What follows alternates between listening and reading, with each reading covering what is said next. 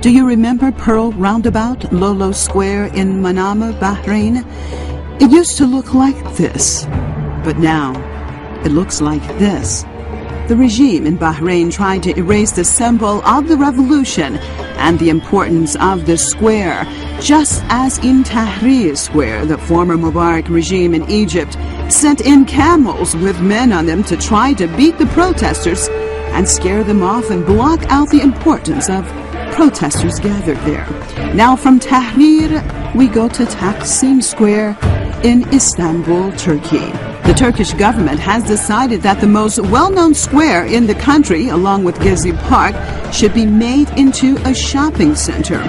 Why would Ankara decide to destroy this historic area? And why now? Is a shopping center that important? Or is there another reason for the decision? Could it be that perhaps the government in Ankara is making a similar decision like that which was made in Manama? Removing symbols are very significant. Taksim Square is the center of resistance and demonstrations. Otherwise, why would a government erase historical symbols unless it is trying to hide something or stop something? In Manama, the government destroyed Lolo Square because they thought it could stop the revolution in progress by destroying the place that people would gather for demonstrations. Though Manama destroyed the symbol, the revolution continues. And in Turkey, from the decision made by the government to destroy this historic area has come the outcry of the Turkish people. From the plan to cut down the trees of Gezi Park and transform this area, Ankara is witnessing the transformation of its people from keeping quiet to rising up. Demonstrations broke out in Istanbul and has spread throughout the country.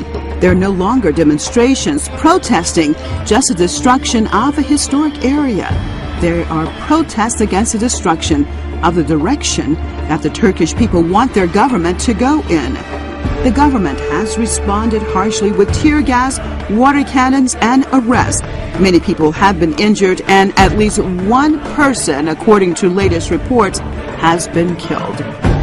The Turkish people are fed up with a government they see as more and more going in a different direction than what its people want. The Turkish people did not want its nation to get involved in the Syrian situation, but the government did. The Turkish people kept saying that they had no problems with its neighbors and that ultimately by being involved it could affect Turkey itself. But the government of Tayyip Recep Erdogan continued to have a deaf ear towards its people and continued working with the Americans and the Saudis and others to overthrow the government in Damascus. The Turkish government approached the Syrian situation as if there was sheer hatred for the Syrians. Even recently, a new bridge was built in Istanbul and named Yavuz Sultan Selim. Why did you decide to name the bridge after the king who killed tens of thousands of Alevis and fought with Iran and conquered Syria? What message are you trying to give? Are you promoting blood being spilled? Why don't you promote peace? Why have you chosen a path of confrontation and hatred? And now what has happened from the roots of hatred, even inside of Turkey itself? The group that Ankara supports in Syria, 6 members of Al-Qaeda al-Nusra Front, has been arrested trying to plant bombs in Adana. Why did you support these terrorists to begin with, that now they're inside of Turkey and threatening the country? Now that you have refused peace, the path that your people wanted, now the streets in many Turkish towns are filled with your own people calling for the government to fall. As you beat your people and attack them with tear gas and water cannons, do you think that you are promoting democracy?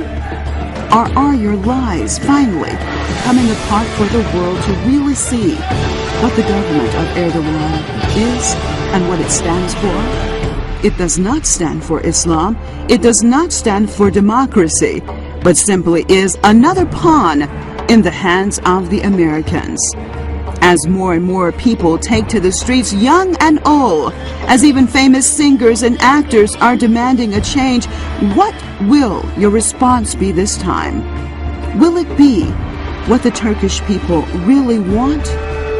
Or will it be what those pulling the strings of the Turkish government demand? Kendi halkına zulmeden bu rejimin iktidarda kalmasını sağlayacak hiçbir planı desteklememiz söz konusu olamaz ve olmamalıdır.